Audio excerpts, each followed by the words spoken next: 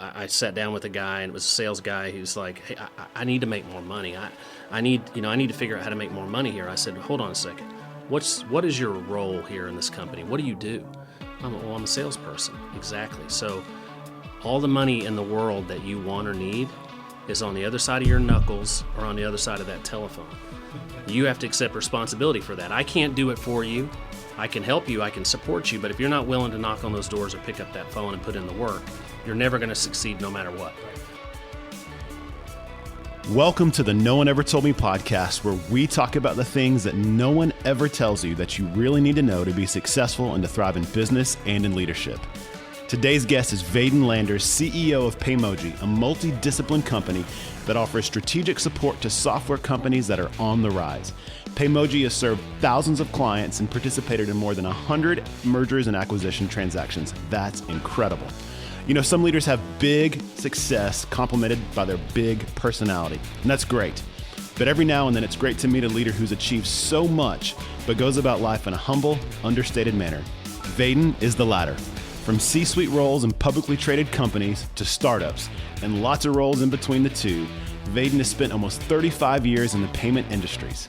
And after all that time, he's still driven to succeed by leveraging his strengths, building excellent teams, and executing strategic direction.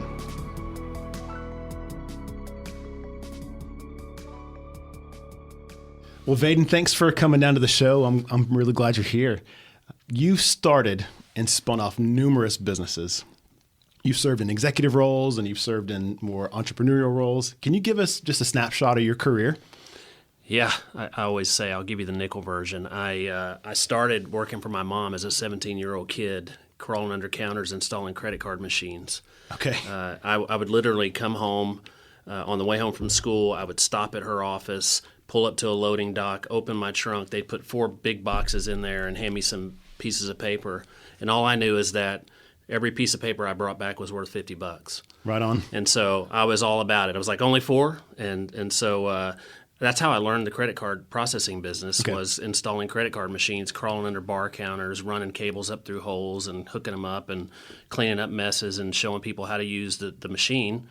They sign the paper, I take it back and get my $50. So that's how I started, literally ground floor. Yeah. You know, people say that. I was on the floor.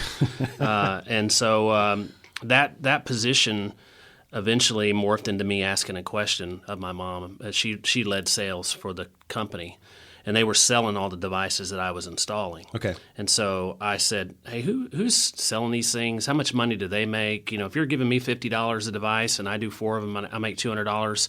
If I sold 4, how much would I make? And so she said, oh, well, you know, you'd probably make at least that, you know, what you'd make on 4 installs on 1 sale. So for every 4 terminals you have to install, you could sell 1 and make the same thing. I'm like, well, let's do that. That seems more efficient to me. Yeah. And so I was intrigued by that, and so she taught me the business from the ground up. I was probably 19. It was my freshman year of college. I signed a baseball scholarship. So I've always been an athlete, undersized, lacked talent, and always one of those guys that just my work ultimately put me in a position to be successful. Yeah. And so this was no different, and I approach everything in life that same way. Somebody asked me the other day, said, hey, do you gamble? And I said, no, I don't gamble because I don't like to lose anything, much less money. And so that's kind of been what's led me in my life, is that drive to just will to succeed. And so from there, I went on and I ultimately became a sales leader in that company. I grew from a sales leader at about 21 years old. I had 250 sales guys that were reporting up to me. Wow. And that was a big job. And then that big job led me to be recruited away to a company in Louisville, Kentucky, which forced me to literally pick up my family and move and go to a place that I'd never been before and take on a job that had a 1-year term.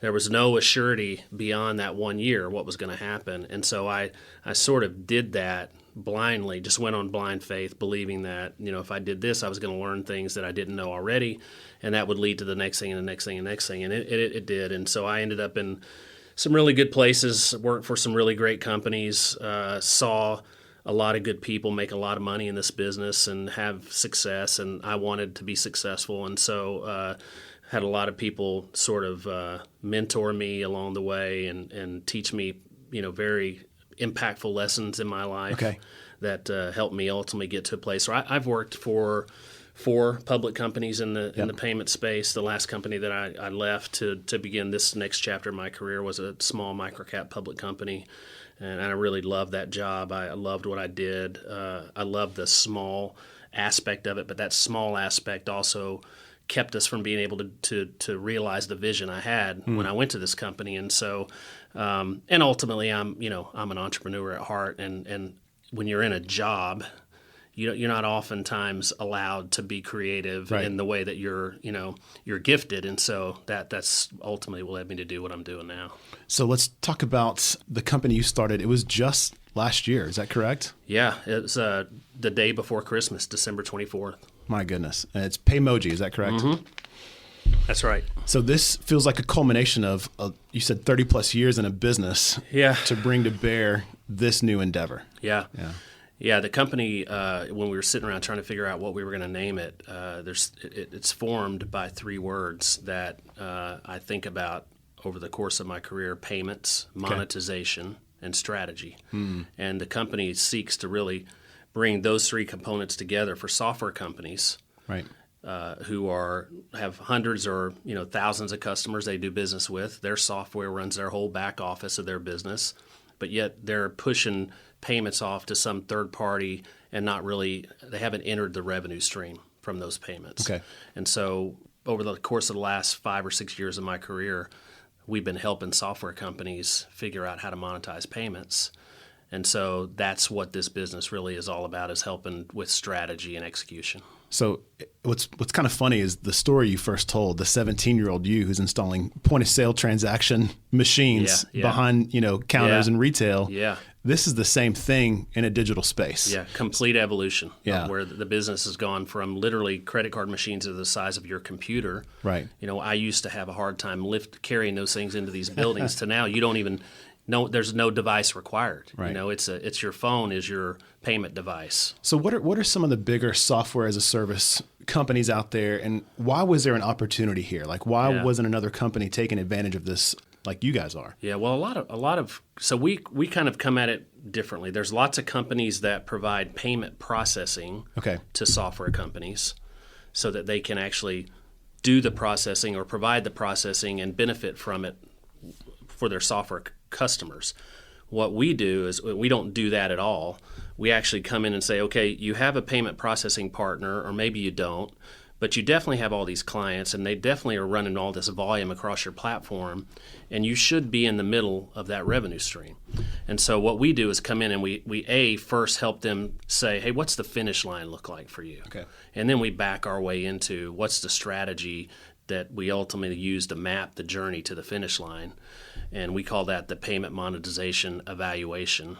So we scope it, we make sure they understand what is the real opportunity here, how do you get to it, what are the pitfalls, where do you zig, where you should zag, and all those things. And at the end of the day, we make a series of recommendations and say, if you need our help on the execution phase, we can do that as well. So a lot of them already have partners that they're using to process their actual transactions.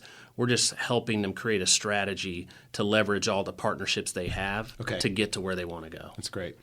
So you referenced earlier in your story of when you're working through some of these public companies and exposure to some really significant executive leaders, you learned some lessons.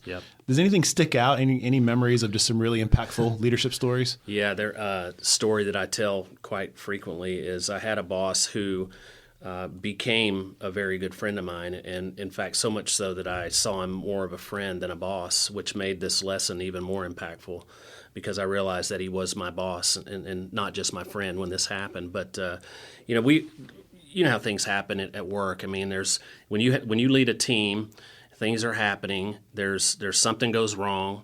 Young people always want to try to figure out who did this. Well, how did this happen?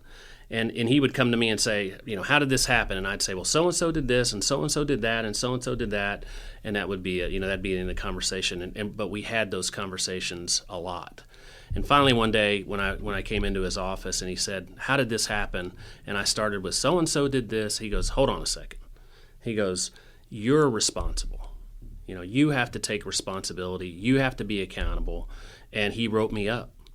And at this time, I was probably 20 years old, and had been very successful, at a very early age. And I thought, man, he's right. If anything happens under your watch, it doesn't matter how it happened or who it happened with, or it's on you. And we see this in professional sports these days. I mean, these coaches that get fired, they don't throw a pitch, they don't swing a bat. Mm-hmm. They're the guys that are supposed to put the right guys on the field in the right positions in the right batting order. All those things have to happen for a team to have success, and if they fail, it's ultimately on that guy. That's such a hard lesson to learn. I was given a book several years ago called Extreme Ownership. It's by a Navy SEAL named Jocko Willink. I think he co-wrote it with one of his guys that worked with him. And one of the core principles of this book is like accountability. No matter what, let the buck stop with you. Yeah. And it's not sales goals or misses at work. They're talking about life and death situations that nope, if I'm the commander, this is on me. Yeah. It's difficult because when you're a high performer, like you talked about achieving some success early in your career, there's some pride and potentially some ego that comes with that. So stomaching the mistakes becomes really complicated. Yeah. How did that impact your leadership moving forward? Because that's a really great lesson to get so young. Yeah, it shortly after that encounter, I'll call it, that opportunity to learn, I found myself, I really advanced in my understanding about, responsibility and accountability in the workplace. And that opened doors for other opportunities. As I mentioned, I had, at 21 years old, the opportunity to manage 250 people. And had I not had that experience, I don't think I would have been able to carry that message to those guys who are oftentimes the guys that are working on straight commission, and they're out there beating on doors and trying to figure out how to make money. And I remember it's like a light bulb. And this has happened. I've had the opportunity to have this conversation with people many, many times over the years since then. Obviously, I'm way older than 21 now. But I sat down with a guy, and it was a sales guy who's like, "Hey, I need to make more money. I need to figure out how to make more money here." I said, "Hold on a second. What is your role here in this company? What do you do?" I'm a salesperson. Exactly. So all the money in the world that you want or need is on the other side of your knuckles or on the other side of that telephone.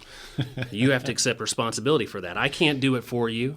I can help you, I can support you, but if you're not willing to knock on those doors or pick up that phone and put in the work, you're never going to succeed no matter what. Right. And so at that, almost when he walked out, I'm like, oh my, I just became my ex-boss, Yeah. And then that sort of opportunity allowed me to really advance the way, not only the way I think, but the way people who worked for me and with me thought as well. I think those great leadership lessons prove themselves as you carry them forward. Yeah. And let them replicate. 100%. Yeah. 100%.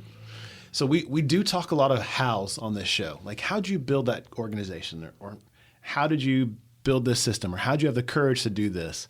I want to go and ask you a couple questions about the why. So you talked about at 17, climbing under counters and going, I can make money here, but there might be a more efficient way to make money. What were some of your whys? How'd you know that was in you? Where'd that come from? I didn't know it was in me. What I did know was in me was drive, and this will to succeed. I grew up, we were very poor. My dad was a construction worker. My mom worked 2 jobs, 3 jobs, sometimes 4 jobs just to make ends meet.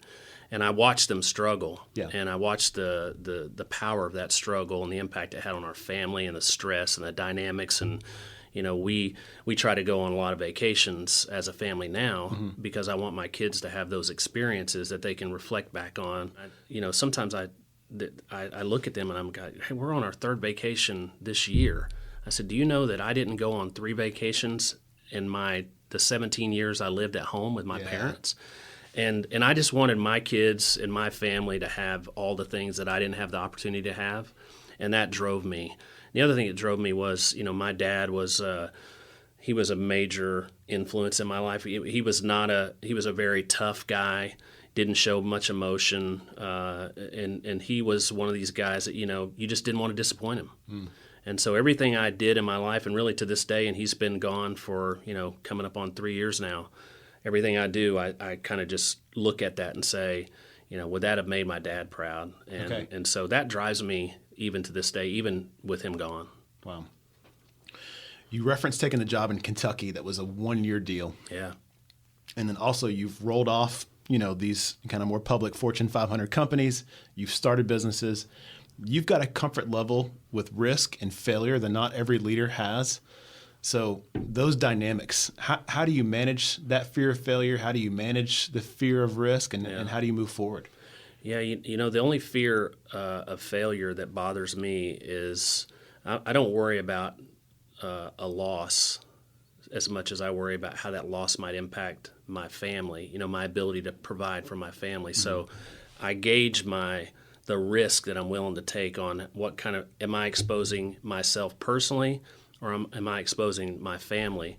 And so that's kind of where I start to try to mitigate the risk. If it's just me and it's just taking a chance, and if that chance doesn't work out and it's kind of no harm, no foul in terms of the family dynamic in our situation, then I don't worry about it. But if it goes beyond that and it's putting the family at risk, then it becomes a much bigger deal. But failure's never bothered me. I always look at failure as, if you can get to failure, you can get out of it. Okay, I like that. And so it's all about, are you willing? It's like you hear all the time people say, it's not about how many times you fall, it's about how many times you get up. Yeah. And certainly I think the people that are able to do what we as entrepreneurs do are the people that aren't afraid to fall, and they're certainly not afraid to get up. I love that. I saw some stuff in your profile about mergers and acquisitions. What have those experiences taught you, maybe specifically how those gone, and how do you help other organizations with that dynamic? Yeah, M&A is not for everybody. It's a business that I'd say you have to kiss a lot of frogs to get just one deal done. Sure. It's a hard business. We just finished one. In fact, the first deal we did under Paymogy, we acquired a software company in San Diego called Linvio. Okay. And it was the hardest deal I've ever done, and probably one of the smallest. And there were so many dynamics in play, so many things happened that I probably should have recognized as things that you might want to go, hold on a minute, maybe we should look at not doing this deal. But the guys that were running that business, they just had the right mindset. They were hungry. They wanted to be successful. They were looking for a way to be successful. And I felt like I could pour myself into them and help them be successful. My mom used to say, if you want something so bad, but the door keeps closing, at some point you got to say, is this a challenge, or is this God trying to tell you that this isn't for you? Yeah. And so for probably 3 months, I found myself in that place. I was like, which one is this? Yeah. And I wish kind of that she was still here, because I go ask her, hey, where am I at in this equation? But I chose to persevere and push through, and we finally got that deal done. And man, I feel great about it. Okay. And those guys are happy. I think that we've got a great partnership. But doing acquisitions is, again, it's a strategy that a lot of companies employ to scale businesses. Yep. But you have to know that if you're doing it, you better have a deep pipeline. You better have many balls in the air at any given time. Yep. If you're relying upon one acquisition to change the game, then you're probably looking at 1 out of 10. So that means you got to be talking to 10 different groups at any given time to get 3 deals to an LOI, to get 1 to the closing table. Holy cow, that's a lot of work. It's really tough. It's tough. How do you attract top talent? I was just breezing through Paymogy's website, and I saw a young guy with credentials from, Yale and maybe Cornell, and you've got another director who's been, the CEO of several different companies, and the wealth of experience you have on the team is pretty impressive. How do you build a team like that? I tell you, man, I have been truly blessed, and I've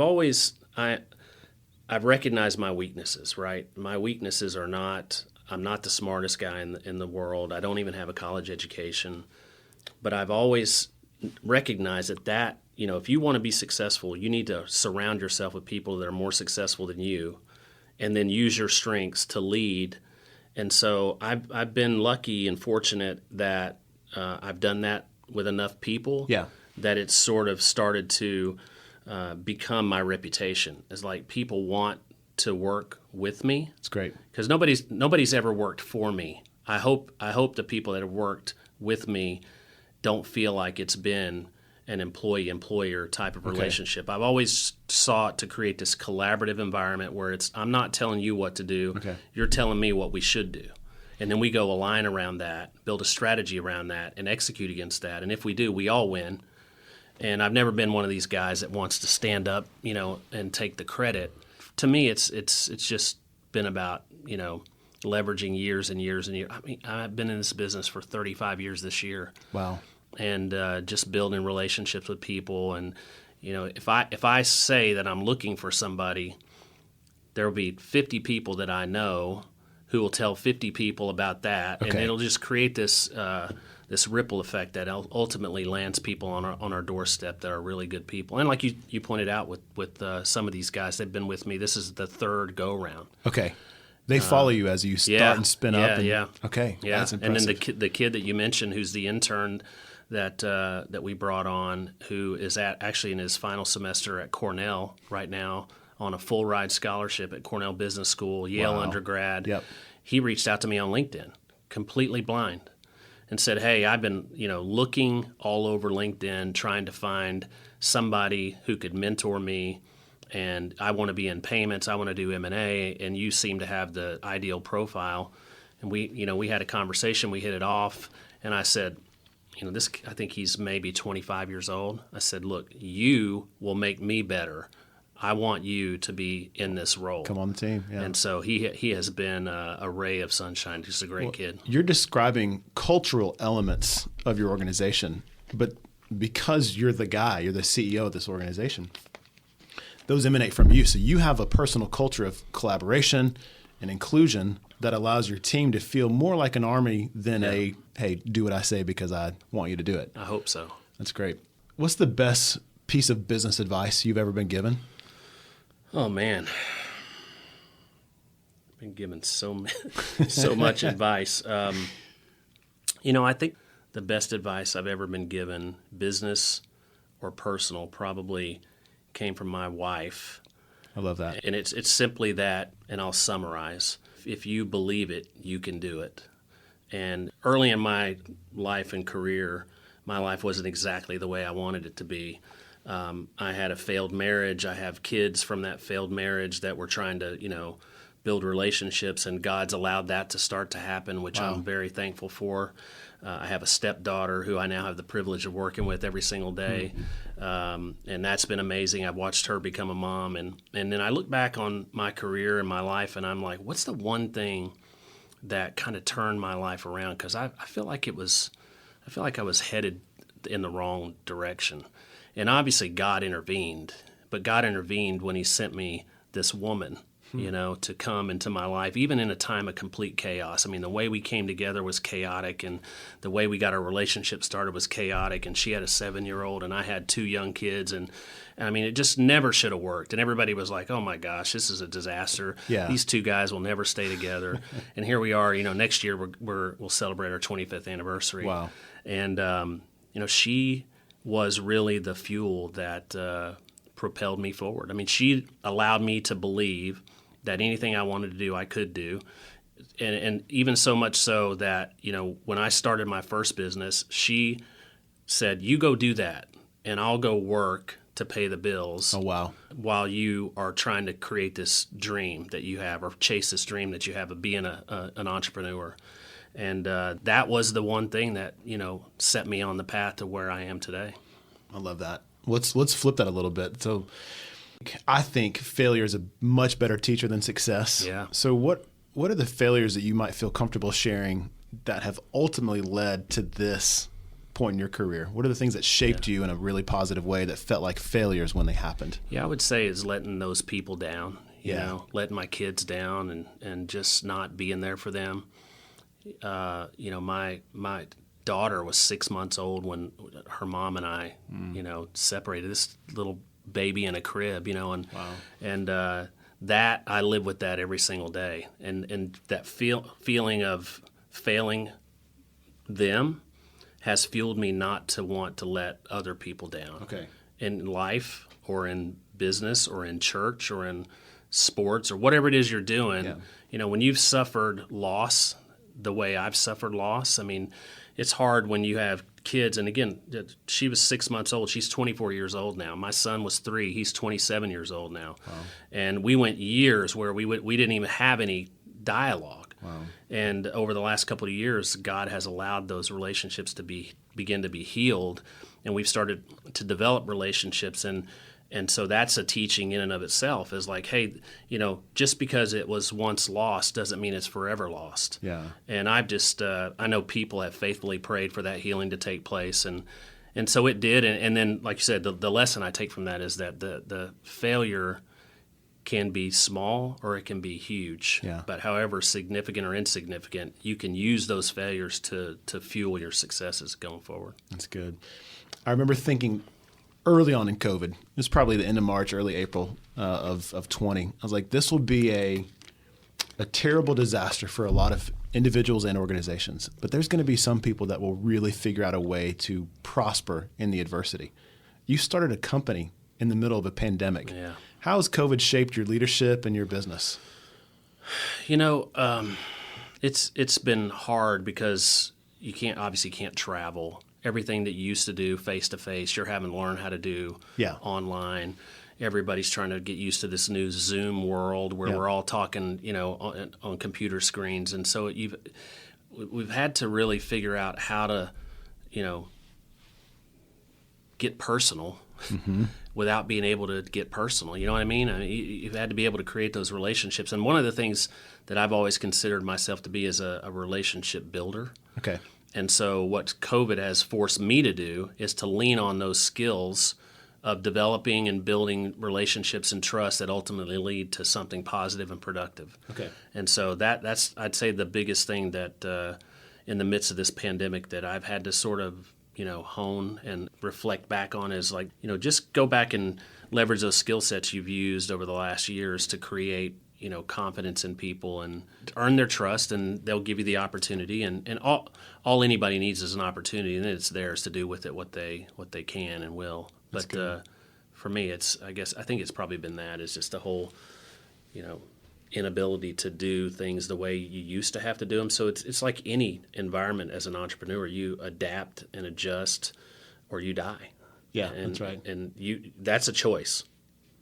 The only constant is change. That's right. I have a leader who has been significant in my life, and he has this great phrase, adjust or be adjusted. That's good. And that's COVID, right? Yeah. In some of my research, it looks like you might be spinning up a couple other ideas in addition to Paymogy right now. Yeah. How do you have the energy and the time to work on multiple startups at the same time? You know, I love what I do. Okay. And so I don't feel like it's work. And someone said to me once, you know, if you feel like it's work, then you're never going to enjoy it. But if you feel like you've never worked a day in your life, then you've, you know, been successful. Mm-hmm. And every single day I get up energized about what challenges that day is going to represent. It seems like the more that I take on, the more energy I have. Wow. But you have to juggle, you know, when's it too much? Yep. Because you want to give every project its proper level of attention. Can we go into detail? So obviously Paymogy is probably getting the lion's share of your effort and your ideas and your energy. But you do need a couple other irons in the fire because one of those may pop. So how do you think about how much effort each of those new startups should get? Do you chase opportunity, or does strategy define the opportunity? How do you split that up? Yeah, I think like with Limbio, fortunately, it requires, now that we've closed the deal, we've moved past the sort of initial 30-day transitional period where everybody's trying to get to know each other post-closing, and there's a strategy that we've all agreed on, and everybody knows what their role is. You can kind of pull back from that a little bit and just be there to support. Okay. And so I'll participate at the board level, and I'll sit in on management meetings, and I'll do things like that. But there's, you know, it's to a point, and it's the kind of deal where it only requires a certain level of, you know, my input on a daily or routine basis. Now they'll call me and I'm happy to help. And eventually, you know, hopefully as we get towards the end of that business's life cycle, whatever that looks like, then we'll be able to go back and leverage, the network I've created and the skill sets that I bring to the table to get to a successful outcome. But there's other things that are like this project we're working on right now. I've got people here from all over the country in my office down the road, and we're planning on this new software company launch around the AP automation space. Okay. And so hopefully we'll announce that transaction next week. But that's literally taking a piece of software with no customers, no salespeople, no operations, and bringing it to life in about a 60-day period of time. Holy cow. And so we've had to, organize capital. We've had to organize resources. We've had to build policies and procedures. We've had to, create implementation procedures. Literally everything. Hire salespeople. So it's requiring a ton of time. From zero to launch in 60 days? Yeah. That's breakneck. Yeah.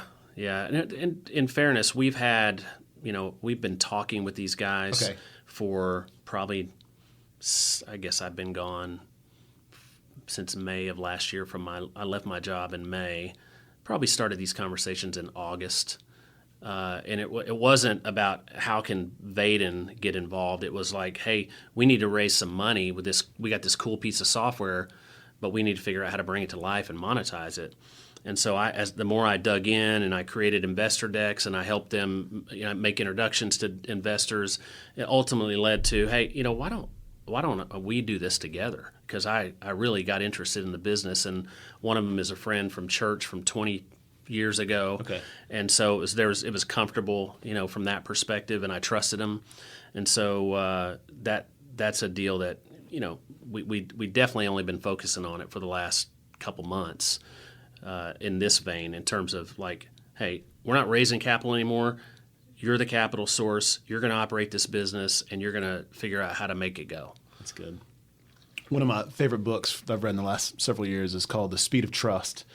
And it's actually downstream of a M&A, another merger and acquisition, and talking about trust as a capital. And you can't make those relationships and those businesses work if you don't have trust as a foundation. And think about it like a bank account. You can invest in it, it can grow, you can spend from it, and at some point you get to zero. How much has trust played a part in these startups and the relationships and finding investors? I mean, what do you do to endear trust to someone to say, hey, listen, if you invest in this, you're going to get the return. Here's my track record. It's hard to do if you don't have a track record of success. I mean, that you can leverage. And of course, if you have a reputation of 34 years in a business and, you've had successes, it's much easier. And some of those people have been witnesses to that success, and some of them have been participants in that success.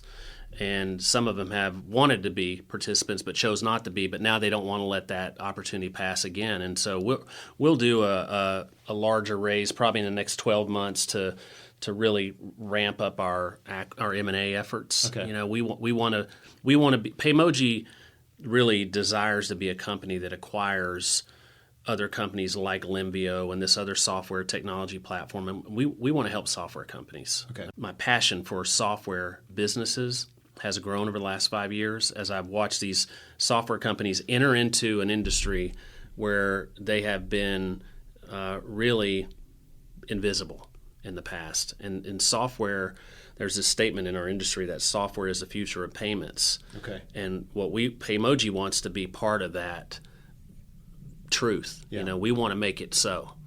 And we'll do that through buying some of these companies. We say that we advise, own or invest in, and operate software companies. Okay. And so we want to bring those three things to bear, those opportunities to bear for these software platforms who are seeking to find their path. Okay. We've talked a lot. We've covered a lot of ground, but maybe to take it back to some core concepts, what's the most important thing that you know now that no one ever told you? Yeah, it's a great question. If somebody would have told me, and I'm almost glad that nobody did tell me this, because if somebody said, hey, if you believe it, you can get it done, I would have probably not gone as hard. But I think just looking back on it, just having to go through everything that I went through and knowing that, at the end of the day, if you have enough drive and if you have enough focus to where you can see what you want, and your path to get there will not be what you think it's going to be. That's right. Right? You can see where the destination is, but the journey is mapped out many, many times over many, many years. Yeah. If you're lucky. If you're unlucky, you'll have a straight path. It'll be easier. It'll be hard, and you will have not gained anything probably along the way. I've had a very jagged journey, so I would say it has to be that, somebody never told me that this road was going to be as fruitful and productive and filled with mystery. And that's probably a great word to define my entrepreneurial journey. Is just very mysterious, and this has just been a lot of fun. I like that jagged journey. That resonates because I think it's rich, right? I think the straight and consistent path of predictability and consistency. Some people desire that, right? Yeah. But I think things go from low resolution to high resolution the more twists and turns that path has. Yeah. And it sounds like you've been able to live that kind of story through this. Yeah, well, predictability comes with stability, right? And stability is almost the antithesis of the world of entrepreneurship. That's right. It's like there is no such thing unless you create it. And even when you think you're you're on stable ground, you'll get shaken again, and then you'll have to find a new platform that you can stand on. So that to me is what I really enjoy most about it, is that it is unpredictable.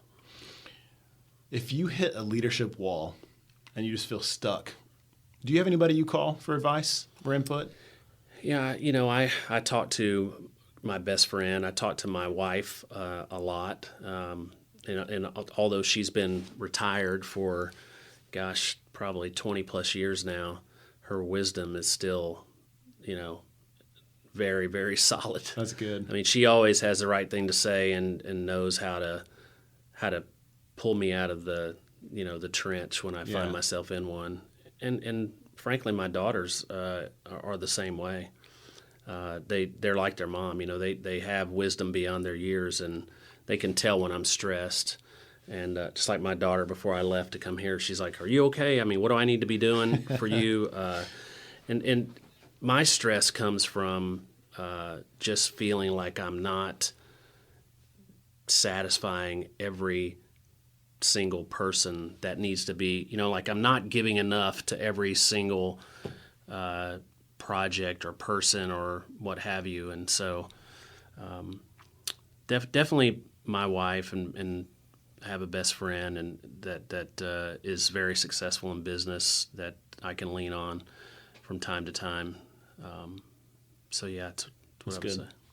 Well, I mean, your kids are at an early professional age. So what's your hope for the next generation of leaders and entrepreneurs, maybe the ones you've got in your close circle? And then, we do have some young people that listen to the show that want to be entrepreneurs. What advice would you give younger leaders right now as well? Yeah, I would just say go into it, with your eyes wide open as much as you can. Don't be afraid of it. Yeah. Because I think that the fear is the one thing that holds most young entrepreneurs back.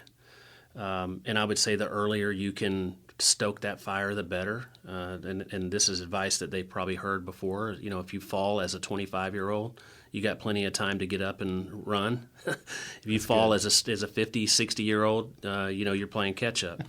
So I would say try, get out there and do what you want to do as soon as you can do it. Don't be afraid to do it. Failure just is an opportunity for the next success. You're going to try a lot of things before you land on any one thing. And don't believe too small, because I really think that a lot of kids that I talk to, young people I talk to, have very small visions as it relates to what success could look like. And I'm not just talking about money. I mean, it could have lots of different facets. So, my advice would be to dream big. The shelves are littered with great ideas. Yeah. Business is about execution. So, don't worry about the ideas. The ideas will come. Focus on the execution, and you will have tremendous success, no matter what. That's so good. I think that's a perfect spot to end it. Vaden, thanks a ton for sharing your journey and your wisdom and your stories. I think this will be a really good encouragement for our listeners. Thank you so much. Absolutely. It's so good to know that you can stay focused in one industry, but still achieve success in so many different ways. For me, 2 things really stood out from this conversation that I'm going to put in my leadership toolbox. Number 1, we've probably all heard it, but it's an important reminder. Be responsible, be accountable. No one wants a leader who shifts the blame. Take ownership, period. Number 2, this statement floored me. Vaden said the shelves are littered with great ideas. Success is found in great execution. What's one thing you can do today that takes you closer to executing on your great idea? I hope you enjoyed this conversation. And oh, by the way, we've added a few more platforms. You can now find the No One Ever Told Me podcast on YouTube and on Facebook. And it's been great to get feedback from you guys. Keep it coming. It's satisfying to know how these conversations are helping. So please take a minute to share and subscribe and make sure you join us for the next No One Ever Told Me podcast.